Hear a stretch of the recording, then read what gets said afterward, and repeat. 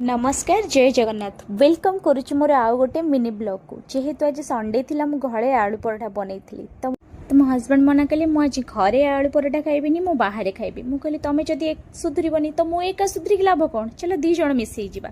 तो आमे जाइथिलु प्रथमे मु दीटा आलू पराठा आनिथिली तापरे ताकू सरी गेला परे स्वामी ठी वेटर काम करूचंदी आउ कोन खाइबु पचारिले मु तांको ठरु फाळे पूरी आ तरकारी मध्ये नै आसिली दबा जिनस मना करने कथा नुहे ना से आउ थे आनी खाईदेली बहुत बढ़िया लगे खावाई जिते मोर इच्छा हुए आम दिज इच्छा हुए पुओ को लेकिन पलि जाऊ खायापी पुणी तार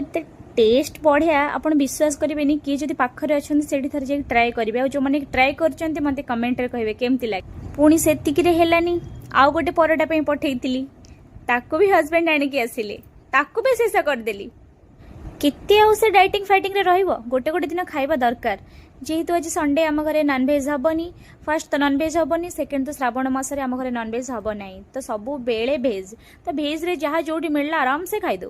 खाइबाटा एते मात्रा रे थिला जे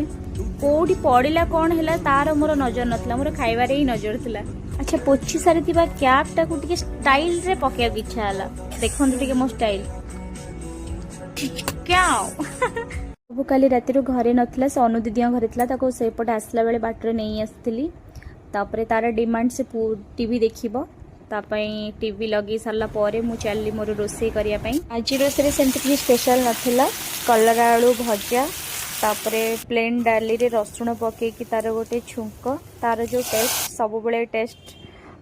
पुणी गरम गरम भात सांगरे ऊपर गुआ घी टे गरम कर पकईदेवा तो आज दिन जमीगला खाइबारे तो रही जय जगन्नाथ।